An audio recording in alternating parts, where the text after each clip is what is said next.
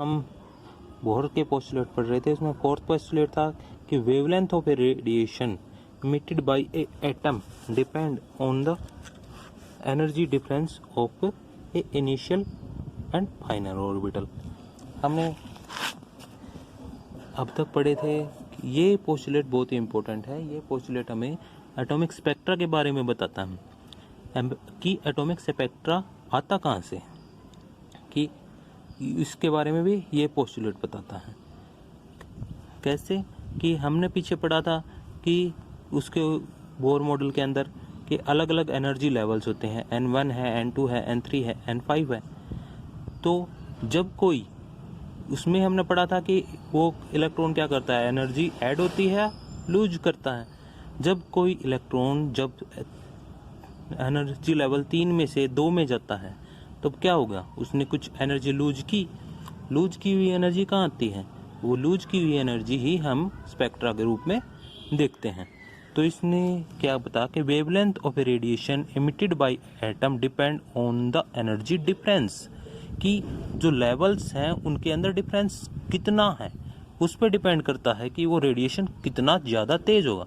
जैसे N1 और N2 के बीच में है तो रेडिएशन उसका डिफरेंस बहुत कम होगा, लेकिन 2 और 3 के बीच में ज़्यादा होगा। और इतना ऐसे ही बाहर वाले हैं उनका क्या होगा, एनर्जी ज़्यादा होगी तो उसका एनर्जी डिफरेंस भी बढ़ता जाएगा। इसी तरीके से एनर्जी डिफरेंस ज़्यादा होगा तो उसकी जो रेडिएशन इमिट होगा उसकी भी वैल्यू बढ़ती जाएगी। Difference of initial and final orbital, मतलब जिस ऑर्बिटल में से पहले था और जिस ऑर्बिटल में बाद में पहुंचा उस पर डिपेंड करता है कि उसकी जो वेवलेंथ है, वे रेडिएशन इमिटेड है, उसकी वेवलेंथ ज़्यादा होगी या कम होगी। तो इस पे एक फॉर्मूला भी दिया उसने एनर्जी का, वेवलेंथ की एनर्जी है जो उसकी वो होगी hc/λ।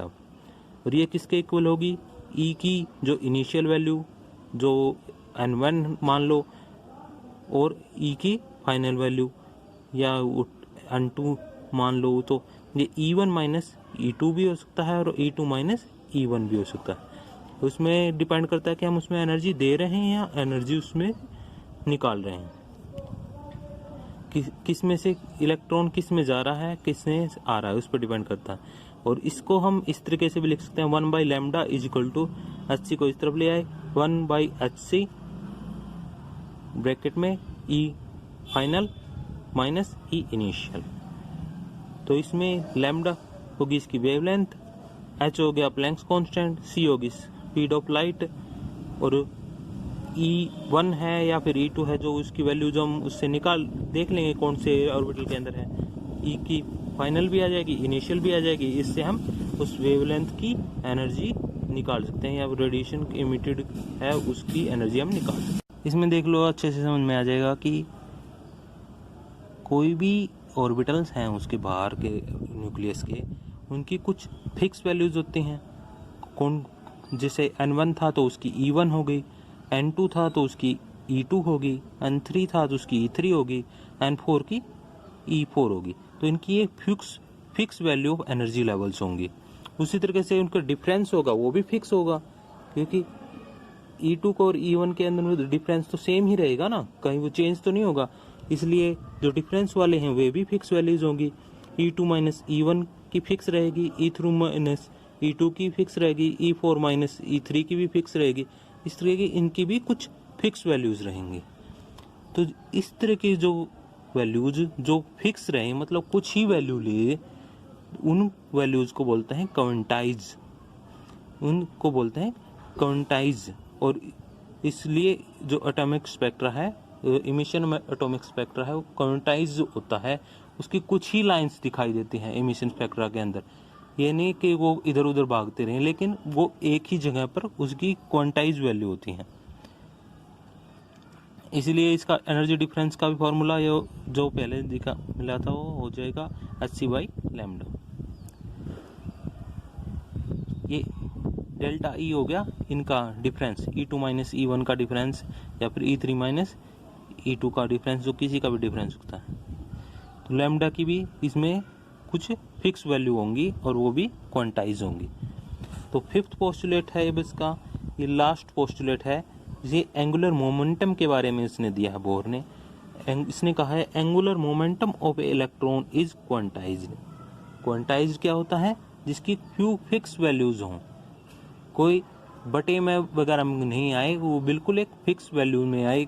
जैसे गिनती है 1 से 10 तक, जैसे वैसे ही आती रहे, उनमें से 1 से 10 तक के बीच में किसी एक के फिक्स वैल्यू में आए। ये नहीं कि 1.5 आ गया, 1.6 आ गया, या फिर 2.5, 6, ऐसा नहीं आएगा कुछ। वो जो फिक्स 10 वैल्यू हैं, उन्हीं 10 में से उसकी वैल्यू होनी चाहिए। तो इस तरह के से फिक्स वैल्यू होना क्वांटाइज्ड कहलाता है। तो एंगुलर मोमेंटम ऑफ इलेक्ट्रॉन भी क्वांटाइज्ड होगा।